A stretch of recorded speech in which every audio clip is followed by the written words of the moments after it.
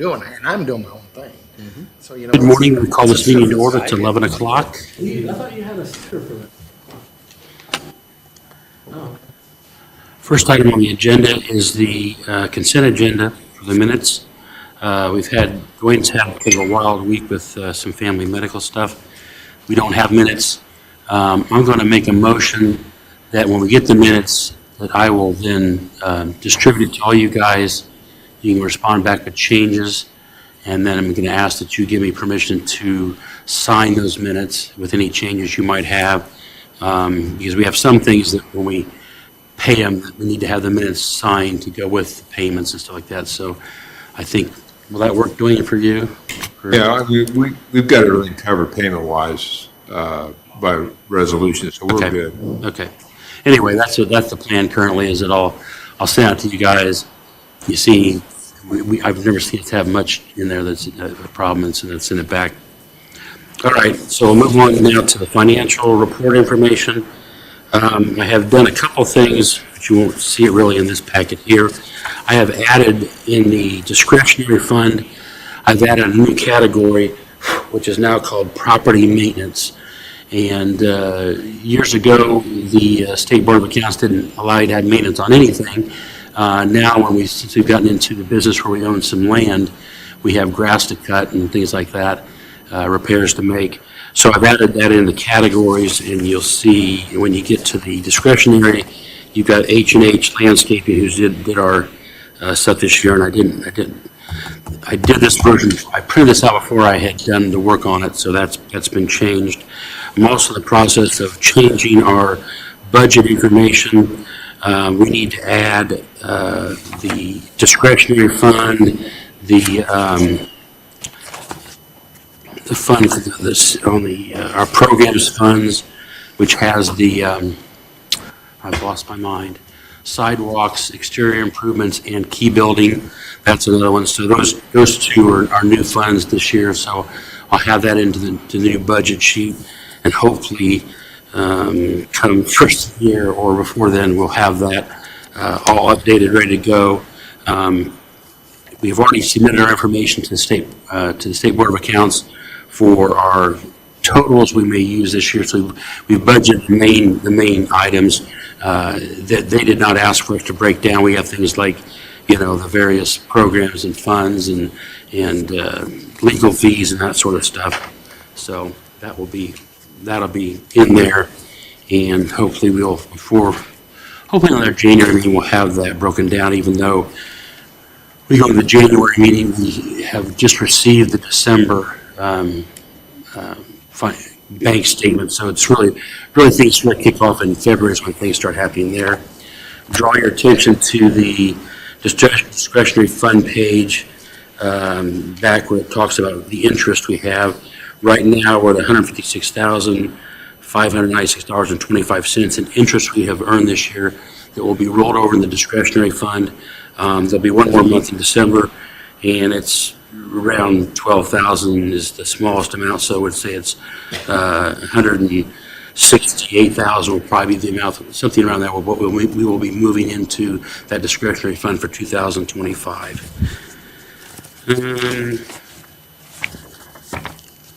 I am not, at this point in time, we've got the way we got set for our budgets, we're not really budgeting the whole Lexington Village project. There's not any real major income coming in there yet. So the budget stuff that I think we'll be working on is basically the industrial park, downtown, the combined TIF district, the discretionary fund, the, what do we call the other fund? The city, what is it called? Revolving fund, yes. So the revolving fund. And then we have both the Junction, the mall fund, and we also have the Sly Hotel. So we'll get that. We should by our first meeting next year, or say probably more like February, we'll have that, and we'll hopefully have a budget ready for those numbers. Okay. Any questions, John Michael? No. Oh, man. The only one I mentioned to you earlier was just the fee that we were paying. And I think that Tyler's going to call the bank and it looked to me like we need to move to a money market account. That's the type of account that's not getting the $25 fee. And we might as well save that money if we can. And I've yet to go figure out how that's being calculated. Each one's like $25 and some change, but it's not the same number. I tried figuring percentages, and so I don't know how that. And I even tried doing transaction count, and I just couldn't come up with that. So, yeah. Okay. So I will make a motion to accept the financial reports from the TIF and non-TIF districts and the Lexington Village Residential District. Is there a second? Second. Any further discussion? All those in favor signify by saying aye. Aye. All those opposed, same signs. The motion passes. Next, we're going to move on to an old business, the 709 North 6th Street property. We've had meetings this morning. Special meeting was held over at that property, and that's the old El Tipwell building. Had all the members here and a couple other city officials showed up and had the two candidates there that are applying for that property for economic development. And I have to say, just in how this process is working, originally we had 4 people interested in the property. We sent out 20 different surveys to various economic development people in town.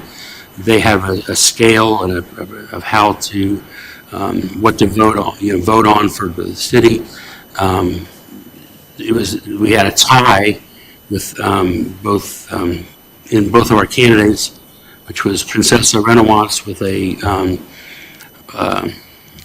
combination residential and office workspace type use for that building, and then also for prime contracting, Chris Hallam with a moving their operation. They've outgrown the space they've got, and it's warehousing, plumbing business, supplies, that sort of thing. So they met this morning, and both of them kind of walked us through their dreams. And I think it's a positive thing for Logansport to have 4 projects that were interested in this building. I think it's also interesting for us to continue to look for. We have a program that's called a key building program, which is taking building properties in town that are not selling or that are getting run down, what have you, and we have a program for that. So I'm kind of encouraged in the fact that we've had this interest in these properties, that hopefully we could try to find a home for all 4 of our candidates that we have looking for stuff. What we're going to do next is I'm going to ask. We have a not an awkward situation, but Princessa Renowance is Perry's daughter, and so there's a conflict of interest there. So I'm going to have us do a. Obviously, we want to. We don't have any pressure of saying okay, how people are voting or whatever. So I've given you all a piece of paper. If you'll write on there, either let's say Chris or Princessa, and then we'll see with the how that turns out. We have a potential it could be 2-2, which puts us in another bind, but I'll pick it up in a second here.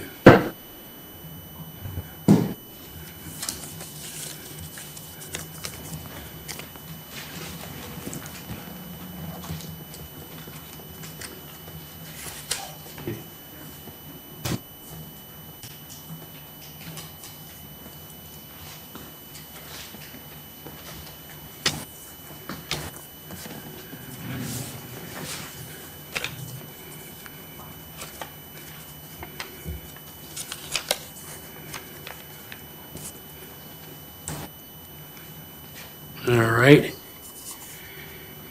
We have the candidate winning is Prime Contracting with Chris Hallam with a vote of 3-1. So what will happen next? Our plan is that we will end up doing developing the clawback, and what that means is there's going to be some provisions. I've told the story a million times. I might as well tell it one more time. When the RDC did the Gothard building over on 3rd Street, they helped develop the property, street lighting, paving, sidewalks. And the thought was, okay, we're going to put money into this, and if that business leaves, then it'll be ready for the next tenant. The reality was they did only last like 8 months or so, or a year. They left, and now we assumed that they would turn it over and sell it to somebody else. They've got the price so high that no one wants to buy it. But they also have got the renovations and stuff we have done in part of that process. So learning from the mistakes, in this process, by the next meeting, we'll have some information that we'll put to Prime that says, number one, you need to own this property for X number of years. You promised to do this in this kind of time frame, and if you do not follow those things, we had very similar when we did the parking lot down at the event center. We had some clawbacks there where if you don't do this, this, and this, it'll then come back to the RDC, and then we will put it back into motion again. So anyway, so that'll happen next meeting. We'll remain tabled for now. We've got the action of the awarding of that to the Chris. Now, what could happen if we do the callback, Chris might say, I can't do this, or I've lost interest, I don't want to do it, and then we can go back and it would then go to Princess at that point in time. Okay. Now, we're going to move on to new business. Mr. Cuppy has to leave at some point today, so we're going to let him do his things first, or whatever order he wants to have them in. First up, the industrial park, Mill and Fill Road. You have a resolution, but ignore it, table it. We're looking to basically put a new mill and fill on Industrial Park Road. It's about a mile long. It exceeds the statutory limit of 150. So since it's over the 150, we have to do a public bid and see what we get from there. So with it being 100 in excess of that, just table that. But before I go through that process, are there any reservations behind improving that road at the industrial park? There's a drawing in there too that shows that, what he's talking about. It's a blue. Oh, by the way, we've got more packets if anybody wants a packet. Sorry. There are some conditions with the state. If it's an emergency, you can avoid the public bidding, but it's not an emergency, so it's not a condition that we can use.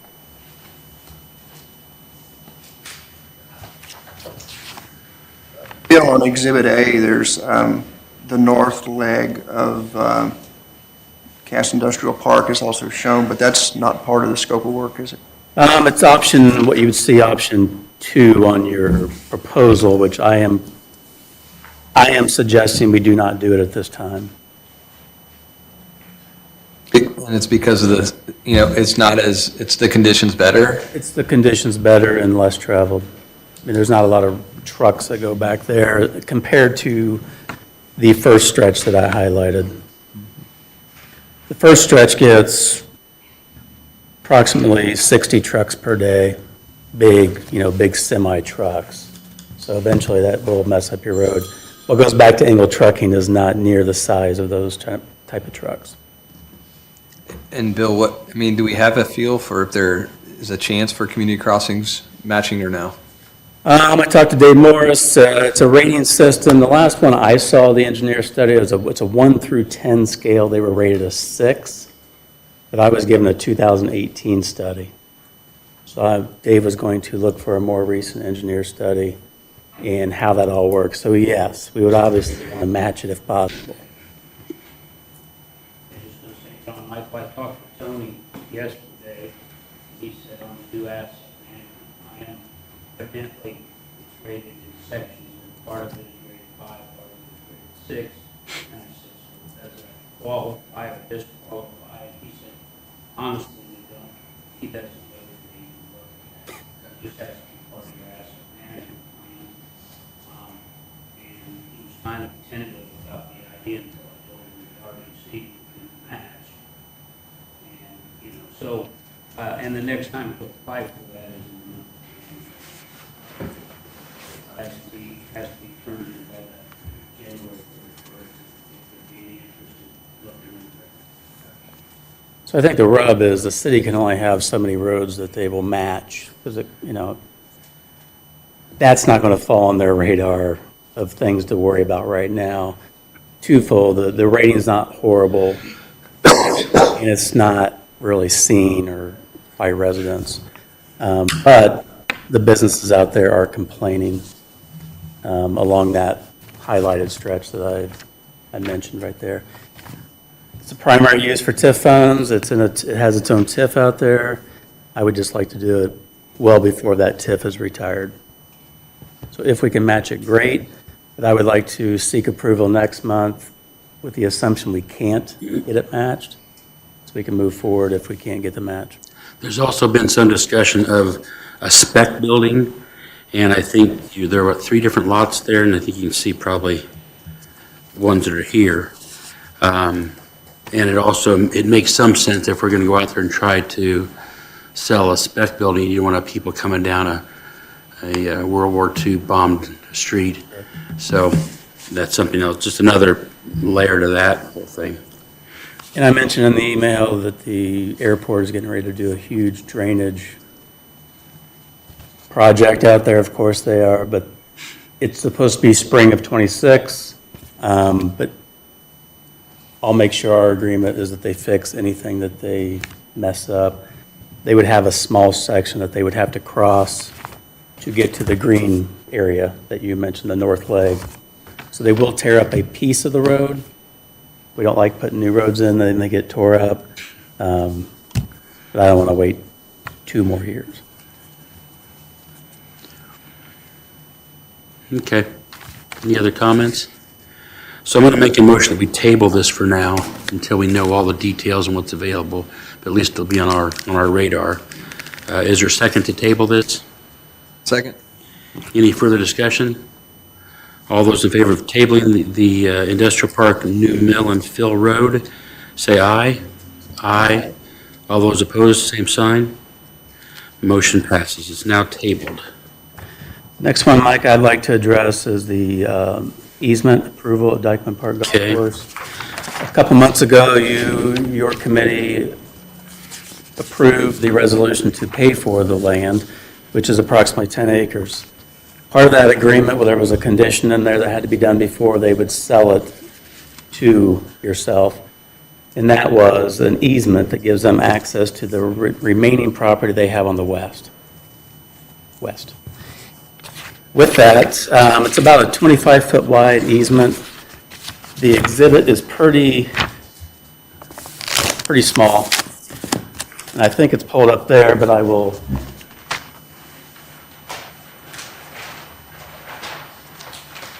basically show you through first. See the shaded area? That's the 10 acres that you are going to be the proud owners of here soon. Up here in the corner, they have an existing easement that goes through this property. They can't get over to the remaining rest of their property unless they have this little 25-foot wide easement. So the request today is that you approve the resolution and that you sign the easement. Bill, would granting the easement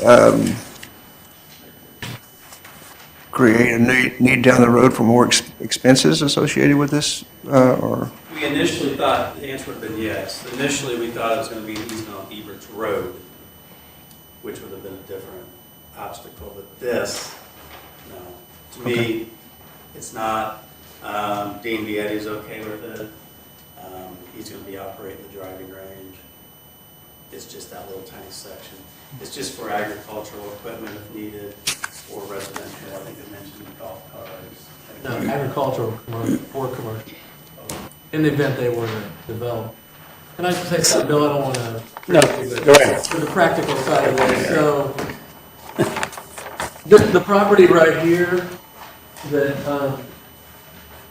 so this is Ron and John Myers actually, track right through to his brother's property, believe it or not. It's not an easement that they have actually owned this. And we're buying this, essentially RBC, and the easement just kind of runs this way so they can get to the rest of the field. But right now, they're using this field to access this whole field. And this is owned by Gordon, and the same farmer farms it, and farmer just drives a tractor right in here, and plows all. And so that's going to continue to be the case, probably for a long time. But in the event there was a feud between brothers, then, you know, there would be this kind of backup plan for the Myers to do it here. There's also another access point up here because there's a city or county road, or I think it's Silver Street, or I forget, but right here. They could also come in here and jump on the property. And in all actuality, thank you for technology. In all actuality, they also technically have the right to use Ebert's Road. I've learned this recently because this was originally platted as Pollard Avenue, and the right-of-way on Ebert's Road is a 60, I think it's a 60-foot right-of-way that starts at the fence line where the cornfield is. And so technically, anybody that's on this, sorry about that, has the right to just jump off of that field right onto the right-of-way because it's a public right-of-way. And I'm not aware of any, unless somebody, you know, brings it to my attention, I'm not aware of any resolution where that was vacated in favor of the Parks Department. But I do think the Parks Department is under the impression that this is not a vacated right-of-way, but is part of the park. And maybe there is a resolution out there, but nobody's been able to offer that up. So there's lots of other points of access here that make more sense really than us giving them this easement, but it's really just a safety valve for the Myers in case all these other situations fail. So practically, I don't think it really means a lot. I don't want to discount it. But that's kind of what we're dealing with. So the other thing I would point out too that just happened yesterday, because there was a bunch of cleanup work we had to do with the deed work here, which I think I got done yesterday. It's going to change our legal description a little bit. They're going to move our boundary line north a tick, which is going to cause the western boundary line to come in. So Rusty's going to run out either tomorrow, well, sometime between now and Monday, and just restake it and change the legal slightly. But on the easement, and there's a resolution that I gave you. Yes. I left all that blank so that we're just referring to the final survey when it's reported that way. If there were some changes, like it's going to be, we don't need to keep modifying all this paper here. So Rusty's going to kind of clean up his survey. It's going to be slightly more narrow, but stretched out a little longer, and then we'll get it recorded, and we should be, I think we're going to close next week, maybe. If not, for sure the weekend. So that's where we are with that. I didn't mean to cut Bill off. Oh, you're fine. I don't think Bill knew some of this stuff. Just kind of Okay, I will make a motion to accept Resolution 2024-358. Second. And with that also, we will, giving me permission to sign the easement document and whatever it gets filled in as. yeah, it just incorporates the final Right. survey, which we don't Right. have yet. So then I will have permission to sign that, and you guys can get on your way. All right, any further discussion? All those in favor signify by a sign of aye. Aye. Aye. All those opposed, same sign. Motion passes.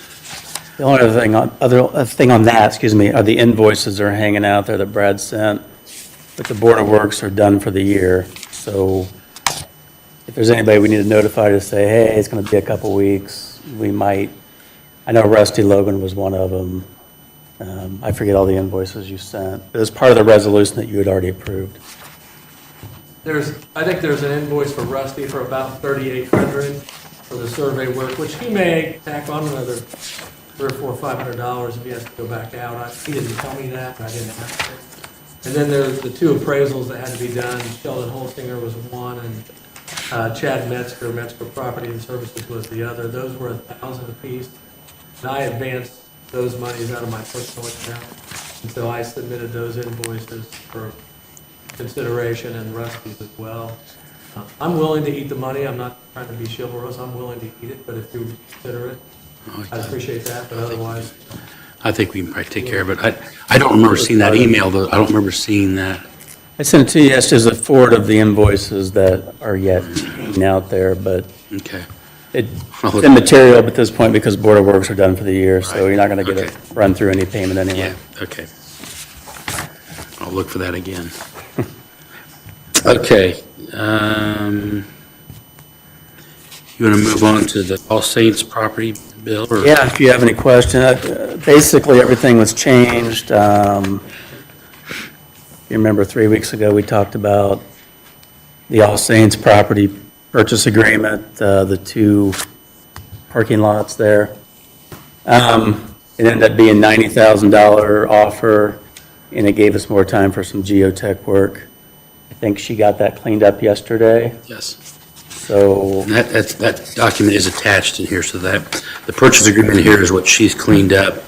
We started out with an offer of $110,000, then we offered $99,000, and then we did, what really kind of happened is, they came up, we were not aware of originally, there was a document that was a list of restrictions on what you could put on that property, which I think is where they, originally, we didn't get, they gave the purchase rights to someone else, and I assume that they had some issue with the restrictions that they weren't aware of either, so then it became open again for us, and when we started looking at it and seeing some of the restrictions, and then we also looked at the property tax appraisals, if that's of any accuracy, and is quite a bit less than they originally had asked for. So we have now, with this, we'll put in an offer at the $90,000 for the property, and then us internally, we're going to spend up to $10,000 for the geotechnical analysis and the various appraisals that we have to have and that kind of stuff. And there's a picture in your file there of it's that little blue spot there on Exhibit A. That's the piece of land that's there. This is a piece of land, I mean, it's there are no current plans for something there from us, but it seemed like it's a piece of land that we want to control. We've had some, I've gotten some emails from some folks in the historic preservation world, and they like the idea that, that we've done this before. We'd have like retail down below and then housing above. They would like to see it where we would, the housing above would be historic looking, so it actually would kind of fit in with Bankers Row that's behind it there. They didn't offer any money or anything like that, but they offered suggestions. So anyway. This document also is, we have had 3 different resolutions on this, and this here makes note of this document being 2024-359 would be brought forward and replace Resolution 2024-342, which is the one we actually had approved for the $110,000 a while back. Do we need any other, Dwayne, do you want any other information on that? Okay. Any other? no, just the internal procedural order would be if you approve this today, and then if they accept it, we would then order the geotech work, Right, because we don't want to move forward on appraisals if the geotech right, comes back bad. yeah. So that would be the procedural order. And they may not accept it. I mean, they started at $110,000, we're at 90 now, so, They also Right. like their buyer. yeah. Okay, I'll make a motion to accept Resolution 2024-359, paying a maximum not to exceed $100,000, broken down as to $90,000 for the purchase of the property, and up to $10,000 for all the other appraisals, cleanup environmental studies, closing costs, and any other legal fees. Is there a second? Second. Any further discussion? All those in favor signify by saying of aye. Aye. All those opposed, same sign. The motion passes. Thank you. We'll take a step back now to Resolution 2024-357. This is with H&H Landscaping. What happened in this case, we had originally allocated a certain amount of money to be used for the Lexington Village, which is basically just the maintenance of all the grass that's going there, blowing off the sidewalks of the grass and so on and so forth. We got down to the end of the season, they had another invoice for more work that was done, but it exceeded the amount that we had approved. So this goes back and adds another $1,000, up to $1,000, so we can go back and pay them for the work they did in October.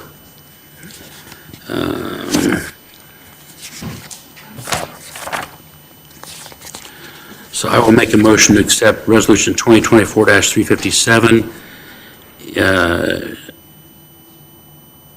to amend, it's just amending. This will be an amendment to 2024-327, and this is adding another $1,000 to pay for end-of-season work. Is there a second? Second. Any further discussion? All those in favor signify by a sign of aye. Aye. All those opposed, same sign. The motion passes. All right. Next on the agenda is Erin. She's got a use approval. I'm not sure if any of you have been on the board since we've done use approvals. The last use approval was the McClure's. So basically on the Hoosier Heartland, we have a Gateway Overlay District, and how it's written is that if use wants to go out there and it's a special exception, it can come to the Redevelopment Commission. And if the Redevelopment Commission votes that that's a type of use they want to see out there, they don't have to go through the Board of Zoning Appeals. It becomes a joint effort and it's approved as a use for that area, but it's only if the Redevelopment Commission approves it that way. And then if not, they have to go through the Board of Zoning Appeals. There is, I actually only have you guys sign one of these, but I made copies because there are things to take under consideration, which I'll kind of go through. So when looking at the type of use, can you go to the site plan? Which one? The site plan, it should be on there, it's just scroll down. So this is for the property that is just on the east side of 18th Street where McClure's is, so it's just the opposite side. When taking under consideration the use of this property, any property within the overlay district, you take in some of these findings to make the determination. The compatibility with the development and surrounding land uses and the comprehensive plan, which the comprehensive plan talks about the development of commercial development in this area, so it meets that. Availability and coordination of all utilities, including water, sanitary, sewer, on-site septic systems, surface, subsurface stormwater drainage, and other utilities, basically using and having the availability of utilities. Development property to allow green space, appropriate sight lines, including building setbacks, maximum lot coverage, building separation, and other specific development requirements within the ordinance. We will review that, but basically looking at the site plan and seeing if it fits the area is what you're looking at. The management of traffic in a manner that creates conditional favorable in the health, safety, convenience, and harmonious development of the community, such as proper designed interior traffic flow, so what's interior, the pedestrian, and the bicycle pathways. In this area, you don't have any. Parking and loading facilities and driveway curb cuts. Mitigation of safety hazards, congestion from proper design, location of all streets, easements, and highway and road access, including the determination that capacity of such highways or roadways are sufficient to safely and efficiently accept the project increase in traffic, and new streets or easement are compatible with the existing and planned street development. There's a couple more. I'm almost done. Arrangement of uses on the site in relation of functional, efficient, and compatible arrangements within the site. Also adjacent uses. And on this site, there's just the adjacent uses to the north. To the east, it is the INDOT stormwater. And then 18th Street is their western boundary. Reduction of the impact of more intense development by aesthetically pleasing design of the property, such as buffering, landscaping, appropriate height, scale, building materials, and style of improvement, signage, and outdoor lighting. Obviously, some of those don't really get into that here, but you can ask the petitioner, they are here, basically meeting with what you would like to see out there. They will still have to meet all of our zoning ordinance. If they can't meet those, there would still be process to do that, to do what they would like. Basically, what you're here today to look at is the type of use and if that use is appropriate for the area, and does it cause any concern. So, you guys have any specific questions for me?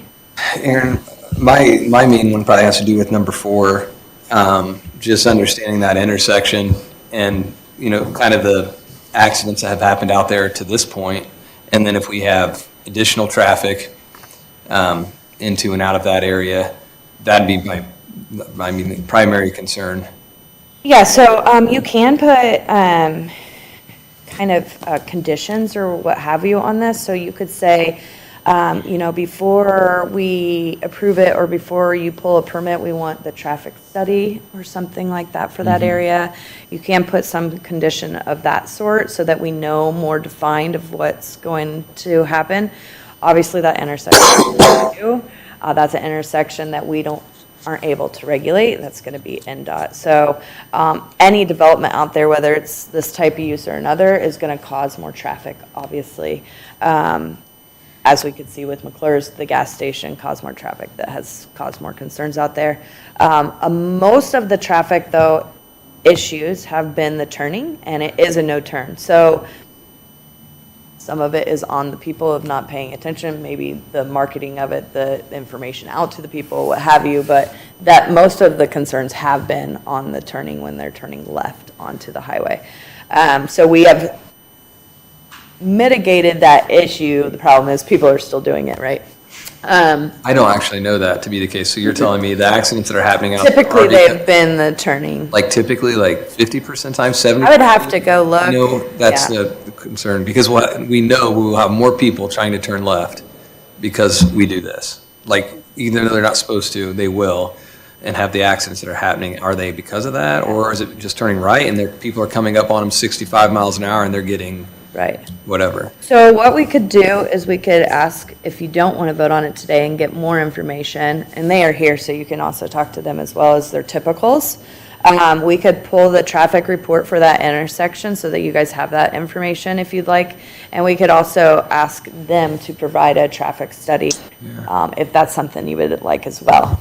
Obviously, no matter what development goes out there, that intersection is just a bad intersection. Agreed. And unfortunately, we don't get to put on the state that they need to fix it. The state decides whether they're going to fix it, so. That's just my main concern, if it's one of our family members doing I agree. something and they're more likely to be there now because there's something, whether it's this or something else in the future, we run the risk of, life loss because it gets developed. It needs to be developed. I wish the state would do something different. I don't know what that different is, but that's my primary concern. The other question I have is what's included with BZA outside of our consideration? So basically, there's certain standards in the ordinance and in the overlay that they have to meet, whether it's parking, traffic, lighting, signage. In this, even the use you're looking at is for convenience store and gas station. They do have diesel, but it's not a truck stop because they're not providing the shower, the overnight parking, the different things. So you won't have probably as many truckers, although we have that across the street. Right. So those type of things is what we'll look at and make sure they're meeting. If they can't meet the current regulation, that's when the BZA would come into play.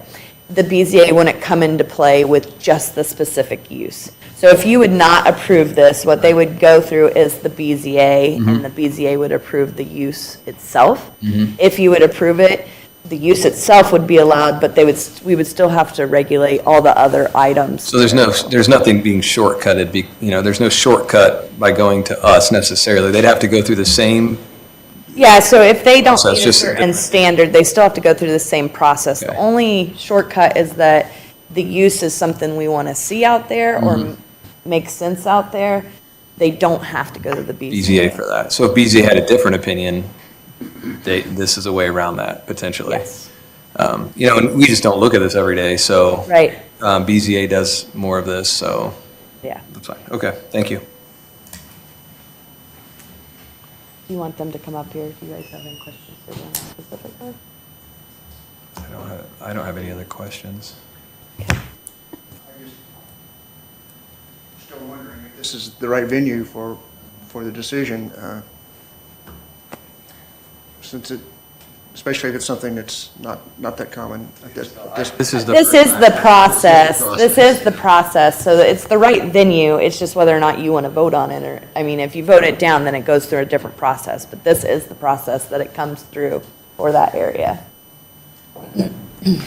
So that's kind of up to you guys, whether you want to hear it and make the decision or if you would like it to go to Board of Zoning Appeals to make that decision. Would they like to speak? You guys want to come on up? Would you like to speak? I don't have anything to add. Yeah, okay. Unless you have a specific question, I guess. Okay. And like I said, if you don't feel like you can make the decision without more the traffic information, we can always bring that next month if that's something you want. I concur on the concern over the traffic at that intersection.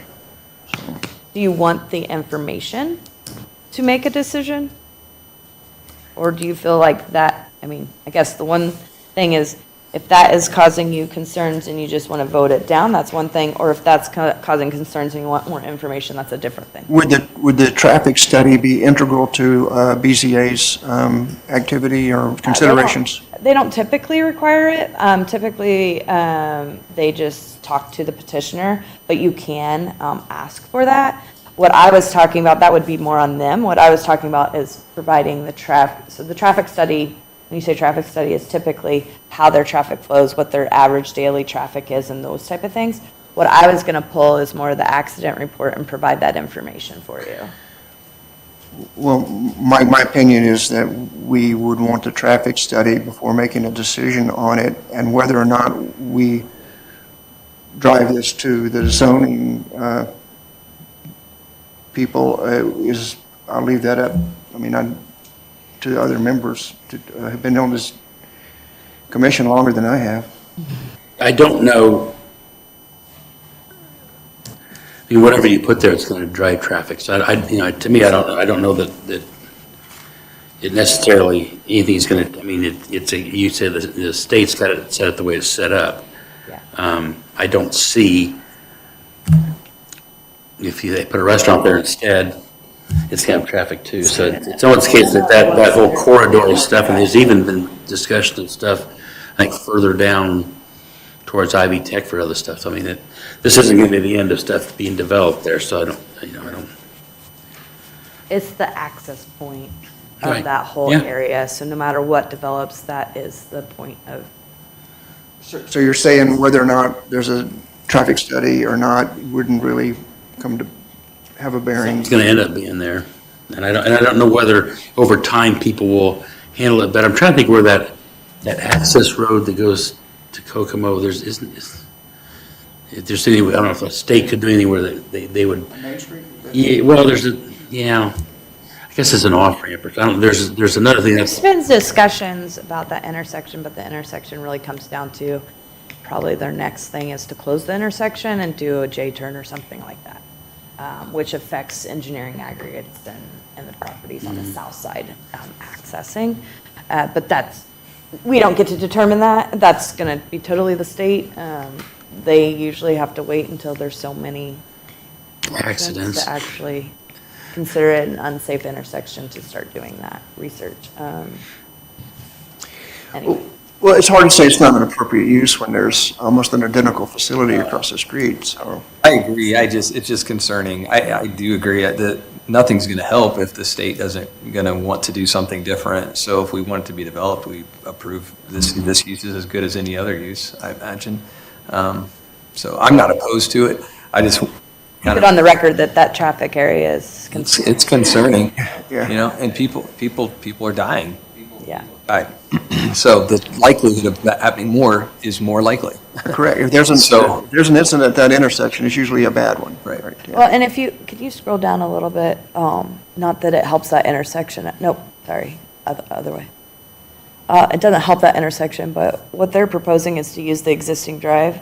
So they wouldn't be going any closer to the intersection, coming out onto it. So there still has a little more of the backup area and visual.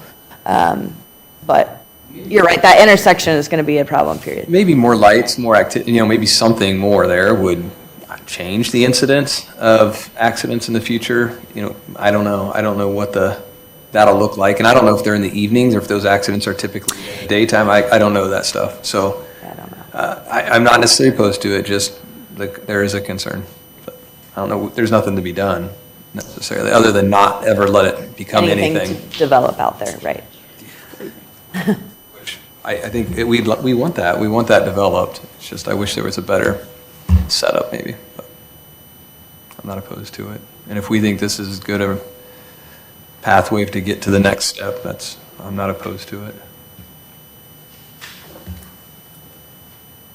Aaron, is your recommendation?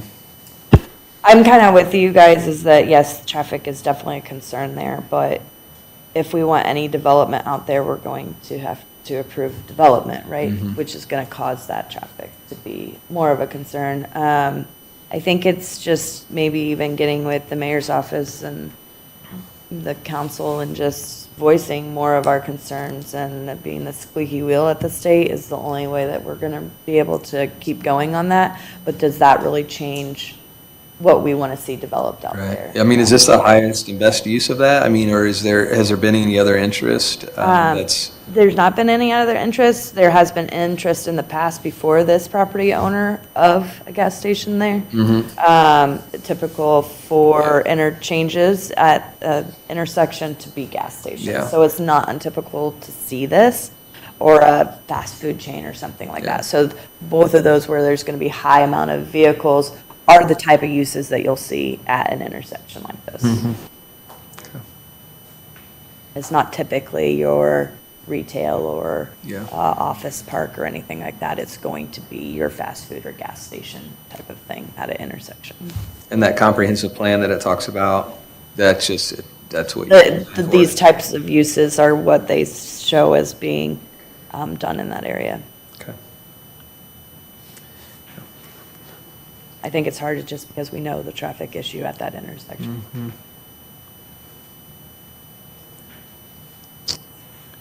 Well, Where does that exit and entrance road line up with the roads that go in on the west side of 18th Street? It's in between, it's kind of in between the McClure's entrance and the Don Heckard Boulevard.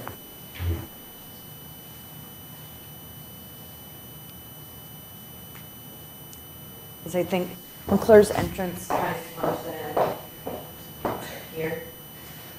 Don Heckard's one up here. So that's, this McClure's is here, and Don Heckard's kind of over here. And that's existing. yeah. I mean, I welcome the development because we want to see, I mean, that's kind of the point out there. It's just unfortunate that's set up, but okay.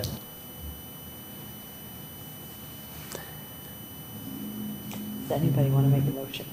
I'll make a motion, we accept case number 24-01 in the Logansport Gateway Overlay District, from the petitioner Quick Shop Incorporated. Is there a second? Second that. Any further discussion? All those in favor signify by sign of aye. Aye. All those opposed, same sign. Motion passes. So, Mike, on. I'll pass this down, Yes, I have one that you guys can sign off on for my findings. Thank you.